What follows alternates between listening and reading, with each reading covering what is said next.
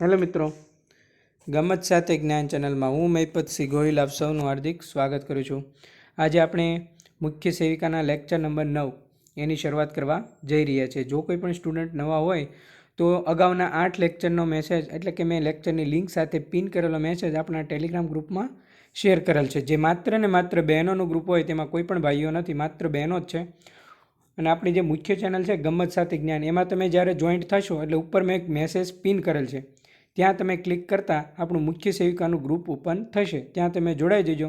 ત્યાં તમને તમામ PDF પણ શેર કરવામાં આવશે. બરાબર છે. આ લેક્ચરની PDF પણ હું ત્યાં શેર કરી દઈશ, તો ખાસ યાદ રાખજો. તો જોઈએ આપણે આગળ વધીએ. તો આજે આપણે જોવા જઈએ છીએ લેક્ચર નંબર 9. બરાબર છે. આ આપણો છે લેક્ચર નંબર 9. બરાબર છે. ખાસ યાદ રાખજો. આપણા ગ્રુપમાં જોઈ લેજો, 8 લેક્ચરની લિંક મેં પિન કરેલી છે. બરાબર, ખાસ જોઈ લેજો. આપણો 9મો લેક્ચર છે, જેમાં આપણે જોવા જઈ રહ્યા છીએ થિયરી પ્લસ MCQ. બરાબર છે. તો ચાલો આપણે આગળ વધીએ.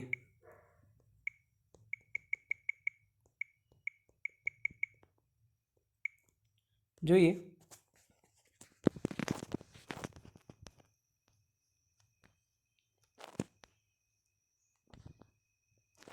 જેમાં રસીકરણ વિશે જે મહત્ત્વની બાબતો છે તેના વિશે હું તમને વિસ્તૃત માહિતી પૂરી પાડીશ. બરાબર, રસીકરણ વિશે. એટલે આ વસ્તુ તમારે યાદ રાખી જ નાખવાની છે. જોઈએ, BCG છે એ 1 વર્ષની તમારી સાથે નોટબુક પણ બનાવી શકો છો તમે. બરાબર છે, તમે નોટબુક બનાવી શકો છો સાથે. હું આ લિંક, આ PDF પણ આપણા ગ્રુપમાં શેર કરી દઈશ. બરાબર છે. આ લેક્ચર તમારા બીજા કોઈ ગ્રુપમાં પણ શેર કરજો, જેથી જેમની પાસે પૈસા ના હોય. આ ફ્રી લેક્ચર સિરીઝ છે, જેમાં મોસ્ટ IMP પૂછાય તેવા પ્રશ્નો ઉપરાંત સાથે એક થિયરીનો પોઈન્ટ પણ લેતો જઈશ. બરાબર, એટલે તમારું 75 માર્કનું કામગીરીવાળું છે એક પોર્શન કમ્પ્લીટ થઈ જશે. તો કે BCG છે એ 1 વર્ષની ઉંમર સુધી આપી શકાય છે. બરાબર છે. એમાંથી એક પ્રશ્ન થઈ ગયો તમને કે BCG છે એ કેટલા વર્ષની ઉંમર સુધી આપી શકાય છે. તો કે BCG છે એ 1 વર્ષની ઉંમર સુધી આપી શકાય છે. બરાબર છે. 1 મહિનાની ઉંમર સુધી એનો કેટલો ડોઝ આપવામાં આવે છે એ તમારે એક યાદ રાખવાનો હોય છે. 0.05 મિલીગ્રામનો ડોઝ આપવામાં આવે છે. બરાબર. BCG પછી ડાર્ક સ્કાર ઉત્પન્ન ન થાય તો પણ ફરી રસી આપવાની કોઈ જરૂર નથી. એટલે આપણને ખબર જ છે બીજો. બરાબર, જો ડાઘ ઉત્પન્ન ના થાય તો પછી ફરીવાર રસી આપવાની જરૂર નથી. એટલે કે 1 વર્ષની ઉંમર સુધી રસી આપવામાં આવે છે. 0.05 મિલીનો ડોઝ આપવામાં આવે છે. બરાબર છે. ત્યારબાદ સેકન્ડ, ડિપેટાઇટિસ બીનો જન્મ સમયનો ડોઝ બાળકના જન્મના 24 કલાકની અંદર આપવામાં આવે તો જન્મ પછી તરત માતામાંથી બાળકમાં થતા ફેલાવાને અટકાવી શકાય છે. તમને તરત આમાં પ્રશ્ન એક પૂછે કે જન્મ પછી તરત બાળકને કયો ડોઝ આપવામાં આવે તો માતામાંથી બાળકમાં થતા ફેલાવાને અટકાવી શકાય છે. તો કે ડિપેટાઇટિસ બી એ કયા સમયગાળાની અંદર આપવાનો હોય છે. તો કે જન્મના 24 કલાકની અંદર આપવામાં આવે તો. બરાબર, એટલે એ સમયગાળા દરમિયાન આપી દેવાનો હોય છે. પેન્ટાવલેન્ટ રસી બાળક 1 વર્ષનું થાય ત્યાં સુધી પહેલા, બીજો અને ત્રીજો ડોઝ આપવામાં આવે છે. પહેલો, બીજો અને ત્રીજો ડોઝ બાળકને 1 વર્ષનું થાય ત્યાં સુધી પેન્ટાવલેન્ટ રસી આપવામાં આવે છે. OPV 0 ડોઝ બાળકના જન્મના 15 દિવસમાં આપવામાં આવે છે. અને OPV છે 5 વર્ષ સુધી આપી શકાય. આમાં 2 પ્રશ્ન નીકળે. બાળકના જન્મના 15 દિવસમાં અંદરમાં નીચેનામાંથી કયો ડોઝ આપવામાં આવશે? કઈ રસીનો ડોઝ આપવામાં આવે? તો કે OPV 0. અને કેટલા વર્ષની ઉંમર સુધી આપી શકાય છે? તો કે 5 વર્ષની ઉંમર સુધી તેને આપી શકાય છે. બરાબર છે. DPT રસી છે બાળક 7 વર્ષનું થાય ત્યાં સુધી આપવામાં આવે છે. જોજો, આમાં બધા ઓનલાઈન પ્રશ્નો નીકળે. બરાબર છે. અને એનો બીજો બૂસ્ટર ડોઝ છે એ 5 થી 6 એટલે કે 7 વર્ષની અંદર બાવડામાં આપણે આપવામાં આવે છે. બાવડા આવશે અહીંયા. બરાબર,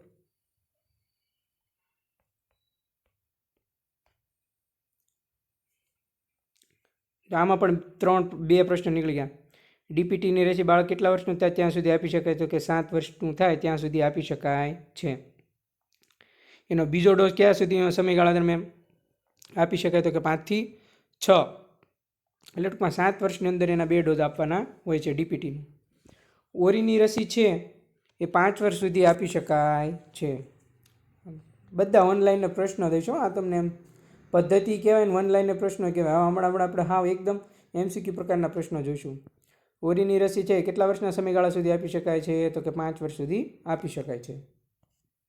ગુજરાતમાં DPT 1, 2, 3 અને હિપેટાઇટિસ B 1, 2, 3 ની જગ્યાએ કઈ રસી શરૂ કરવામાં આવી છે? પેન્ટાવલેન્ટ 1, 2 ને 3. બરાબર છે. તો મિત્રો આ તમારે એટલું ખાસ યાદ રાખવાનું છે. રસીના કોઈ પણ પ્રશ્ન પૂછે તો આમાંથી મોસ્ટ ઓફલી 1-2 પ્રશ્નો તો હોય જ છે. બરાબર છે. તમે જૂના પેપર પણ જોઈ લેજો. અને હવે તમારી સમક્ષ હું લઈને જાઉં છું વન લાઈનર પ્રશ્નો. એ પણ ખાસ મોસ્ટ IMP પૂછાય તેવા છે. જોઈએ આપણે આગળ વધીએ. બરાબર છે.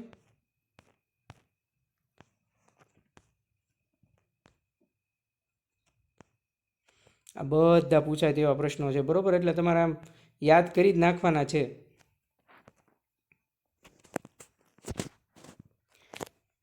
પ્રશ્ન નંબર 1. એક જ મિનિટ.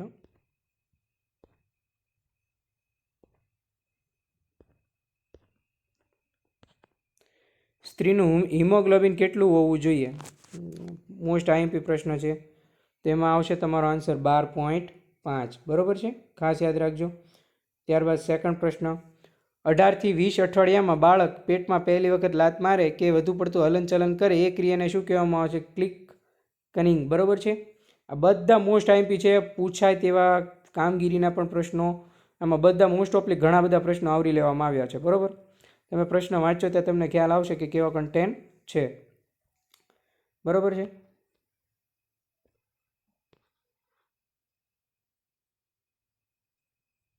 એક જ મિનિટ. થર્ડ, એકથી વધારે સુવાવડ થઈ હોય તેને શું કહેવામાં આવે છે? તો કે મલ્ટીપારા. શું કહેવામાં આવે છે? મલ્ટીપારા. સ્ત્રીઓમાં હિમોગ્લોબિનનું પ્રમાણ છે એ 12.5 હોવું જોઈએ.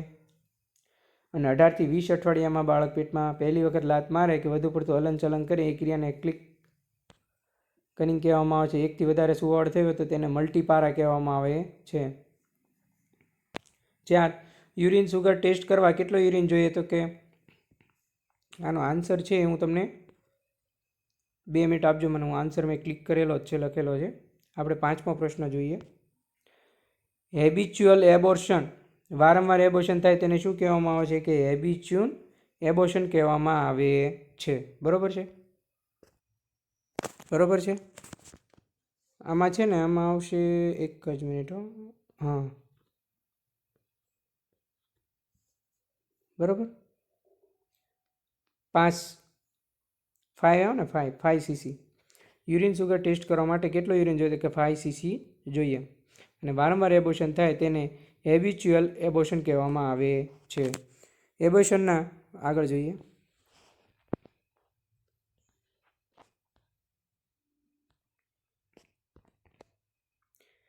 એબોર્શનના કુલ કેટલા પ્રકાર છે? 6થા નંબરનો પ્રશ્ન. તો કે એબોર્શનના કુલ 7 પ્રકાર છે. 7મા નંબરનો પ્રશ્ન. ચામડીના ઉપલા પડને શું કહેવામાં આવે છે? કે એપિડર્મિસ. બરાબર છે, એપિડર્મિસ. આ બધા પ્રશ્નો તમે જોશો તો તમને ક્યાંક ને ક્યાંક તો વાંચવામાં આવ્યા હોય એવું પણ લાગશે અને અમુકને નવા પણ લાગશે. બરાબર છે. તમારે જો બુક બનાવતી જવી હોય તો બુક બનાવતા જજો. હું આમની PDF તો ગ્રુપમાં મોકલતો જ જઈશ. બરાબર. ચામડી હોય આપણે ચામડી, એના ઉપલા પડને એપિડર્મિસ કહેવામાં આવે છે. ત્યારબાદ 8મા નંબરનો પ્રશ્ન. ડાયેરિયામાં કઈ સારવારનો વધુ ઉપયોગ કરવામાં આવે છે? કે ORS થેરાપી છે એનો ડાયેરિયામાં સૌથી વધુ ઉપયોગ કરવામાં આવે છે. કયા રોગને કારણે બાળ મૃત્યુદર વધુ જોવા મળે છે? તો કે ડાયેરિયા. આપણે ઘણીવાર ડાયેરિયા થઈ ગયા હોય તો તાત્કાલિક દવાખાને લઈ જવા જોઈએ. એમાં વધુ સારવારનો ઉપયોગ થતો હોય તો કે ORS થેરાપીથી બાળકને ડાયેરિયામાં સારવારમાં ઉપયોગી થાય છે. તો તેમને તાત્કાલિક દવાખાને લઈ જઈએ તો બાળ મૃત્યુદર ઘટાડી શકાય છે. વિટામિન D નો મુખ્ય સ્ત્રોત કયો છે? તો કે સૂર્ય. વિટામિનનો લેક્ચર તમે જોઈ લેજો. બરાબર છે. તમને પ્લેલિસ્ટમાં પણ મળી જશે અને મેં આપણા ગ્રુપમાં લિંક મૂકી છે. અત્યાર સુધી તમારી મુખ્ય સેવિકાની જેટલી એક્ઝામ લેવાની છે એમાંથી જ પ્રશ્નો હશે. બરાબર છે. એમાં મેં A to Z વિટામિન, તમામ વિટામિન ડીપમાં પદ્ધતિ પ્લસ MCQ સાથે સમજાવેલા છે. બરાબર છે, એટલે ખાસ જોઈ લેજો. એમાં સાથે સાથે મુખ્ય સેવિકામાં જે પૂછાયેલા પ્રશ્નો છે એને પણ સાંકળી લીધેલા છે, તો એ પણ તમે જોઈ લેજો. ઓકે, તો વિટામિન ડીનો મુખ્ય સ્ત્રોત કયો છે? તો કે સૂર્ય.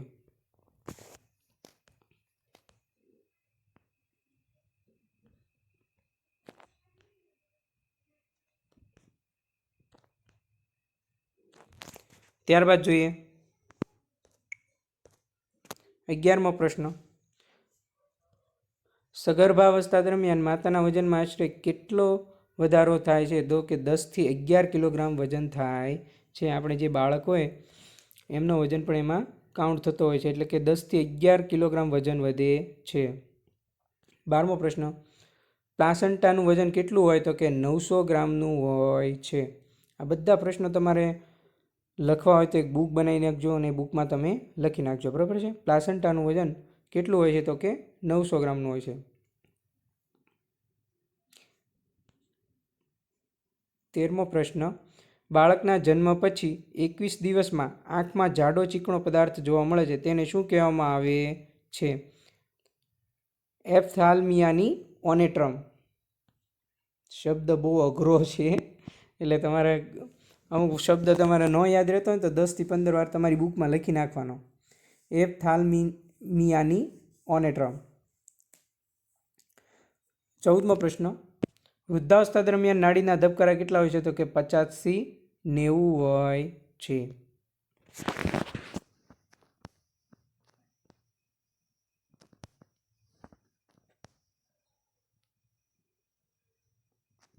15મો પ્રશ્ન. 5 થી 6 વર્ષની ઉંમરે બાળકને કઈ વેક્સિન આપવામાં આવે છે? તો કે ડીટીનો સેકન્ડ ડોઝ છે એ 5 થી 6 વર્ષની ઉંમરે આપવામાં આવે છે. આપણે રસીકરણના જેથી એક પોઈન્ટ જોયો એમાં આપણે જોઈ ગયા, બરાબર છે, કે ડીટીની રસીનો સેકન્ડ ડોઝ ક્યારે આપવામાં આવે છે? કે 5 થી 6 વર્ષની ઉંમરે છે તે આપવામાં આવે છે. ત્યારબાદ central birth and deaths registration act વર્ષ કયું છે? તો કે 1969. 17મો પ્રશ્ન. મલેરિયા ઇરાડિકેશન પ્રોગ્રામ ક્યારે લોન્ચ થયો? તો કે 1958માં છે તે મલેરિયા ઇરાડિકેશનનો પ્રોગ્રામ લોન્ચ થયેલ છે. 18મો પ્રશ્ન. પ્રેગ્નન્સીના કેટલા અઠવાડિયે યુરિનરી બ્લેડર પર દબાણ આવે છે? તો કે 36 અઠવાડિયામાં અંદર યુરિનરીના બ્લેડર પર દબાણ આવે છે. તો આપણે જોઈએ એમ ડીટીનો સેકન્ડ ડોઝ છે તે 5 થી 6 વર્ષની ઉંમરે આપવામાં આવે છે, અને જે મેલેરિયાનો પ્રોગ્રામ જે લોન્ચ થયો તે 1958માં લોન્ચ થયેલ છે. અને પ્રેગ્નન્સીના 36 અઠવાડિયે યુરિનરી બ્લેડર પર દબાણ આવે છે.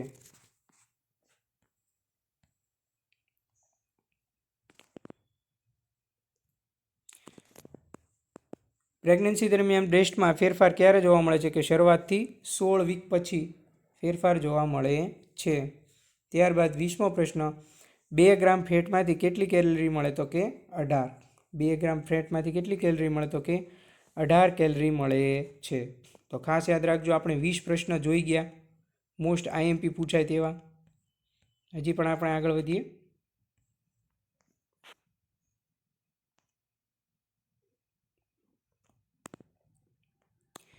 21મો પ્રશ્ન.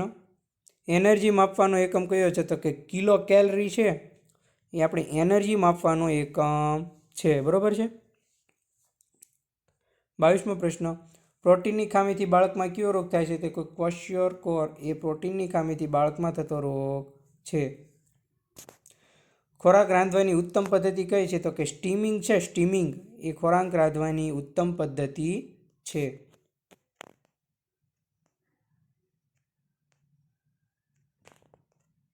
24મો પ્રશ્ન. યલો એન્ઝાઇમિન તરીકે કયું વિટામિન જાણીતું છે? જો આવા જ પ્રશ્ન પૂછાય, તમને પરીક્ષામાં ખબર જ નહીં પડે કે આ શું છે યલો એન્ઝાઇમિન એટલે હું, બરાબર છે. તો એમાં વિટામિન B2 છે એ યલો એન્ઝાઇમિન તરીકે જાણીતું વિટામિન છે. વિટામિનના લેક્ચર ખાસ જોઈ લેજો, બરાબર છે, કેમ કે એમાં તમને ઘણા બધા પ્રશ્નો સોલ્વ થઈ જાય, એમ થાય કે ઓહો આવતું બધું પહેલી વાર જાણવા મળ્યું એમ. યલો એન્ઝાઇમિન આવું જ પૂછાય પરીક્ષામાં, તમે જોઈજો. તમે ઘણા મુખ્ય સેવિકા થોડાક માર્ક કાટું રહી ગયા છે ને એને એટલું ખબર હોય વિટામિન બી આમાંથી મળે, વિટામિન સી આમાંથી મળે, પણ આવા પ્રશ્નો ઘણીવાર પૂછાય છે કે આ કયું વિટામિન, યલો એન્ઝાઇમ તરીકે કયું વિટામિન જાણીતું? એટલે હવે આમાં તમને ખબર જ નહીં પડે શું છે એ. તો કે વિટામિન B2. પછી વાયરસની શોધ કોણે કરી? ઇવાન વસ્કીએ વાયરસની શોધ કરી છે. ત્યારબાદ 26, રુધિરમાં સુગરનું નોર્મલ પ્રમાણ કેટલું હોય છે? આપણે 80 થી 120 છે એ સુગર તમારું નોર્મલ કહેવાય. જો આનાથી પરત વધારે હોય તો તમારે પછી કે ને એમ ડાયાબિટીસ કે મધુપ્રમેહ કહેવાય. એ માટે તમારે દવા લેવી પડે. એટલે કે સુગરનું નોર્મલ પ્રમાણ કેટલું હોવું જોઈએ? તો કે 80 થી 120 હોવું જોઈએ. બરાબર છે. તો આ ખાસ ત્રણ બધા પ્રશ્નો મહત્વના જ છે. યલો એન્ઝાઇમ તરીકે વિટામિન B2.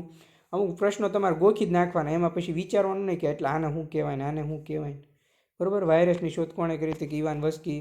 સુગરનું પ્રમાણ 80 થી 120 હોવું જોઈએ. ત્યારબાદ જોઈએ આગળ.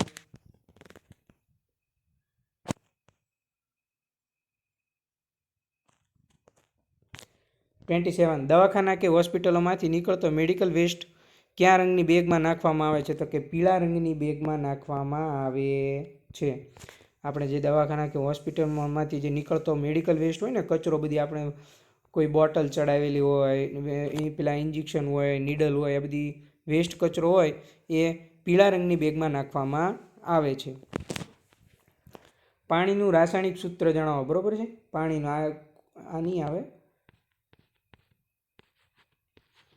બરાબર છે. H2O એ પાણીનું રાસાયણિક સૂત્ર છે. આ તો બધાને આવડવું જોઈએ. અને આ પણ બધાને આવડવું જોઈએ કે હાડકાની વૃદ્ધિ માટે વિટામિન K ખૂબ જ જરૂરી છે.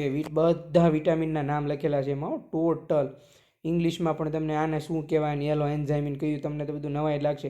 વિટામિન B છે તેના બધા પેટા પ્રકાર સમજાવે છે. B1, B12 માંડી બધા. પછી 30મા નંબરનો પ્રશ્ન, પારદર્શક પાછળ આવેલા છિદ્રને શું કહે? કીકી. એ બરાબર છે. આ ભૂલ છે. આપણે પારદર્શક પટલ આવે એની જે પાછળ આવેલો છિદ્ર છે એને શું કહેવામાં આવે છે? તો એને કીકી કહેવામાં આવે છે. બરાબર છે. કે આ દવાખાના કે હોસ્પિટલમાંથી નીકળતો મેડિકલ વેસ્ટને પીળા રંગની બેગમાં નાખવામાં આવે છે. પાણીનું રાસાયણિક સૂત્ર H2O છે. હાડકાની વૃદ્ધિ માટે વિટામિન K જરૂરી છે. અને પારદર્શક પટલ પાછળ આવેલા છિદ્રને કીકી કહેવામાં આવે છે. બરાબર છે. તો મિત્રો આ હતો આપણો મોસ્ટ IMP વાળો પ્રશ્નનો લેક્ચર. બરાબર છે. તો અહીંયા આપણે જોઈ ગયા 30 પ્રશ્નો જોયા અને રસીકરણની પદ્ધતિ જોઈ. બરાબર છે. હવેનો લેક્ચર આવશે એ 1 કલાકનો લેક્ચર આવશે. બરાબર છે. એમાં 50 ઉપર પ્લસ પ્રશ્નો હશે અને પદ્ધતિ પણ બહુ બધી હશે. બરાબર છે. પહેલાં આપણે થોડીક પદ્ધતિ જોઈશું, પછી આપણે પ્રશ્નો જોઈશું. બરાબર છે. થેન્ક યુ મિત્રો. આવો જ લેક્ચર જોવા માટે મારી ગમત સાથે જ્ઞાન ચેનલને લાઇક કરી દેજો, શેર કરી દેજો, સબસ્ક્રાઈબ કરી દેજો. જોડાયેલા રહેજો જેથી ફ્રી લેક્ચર સિરીઝનો લાભ જ્યાં સુધી પરીક્ષા આવે ત્યાં સુધી તમને મળી રહે. થેન્ક યુ મિત્રો. આભાર.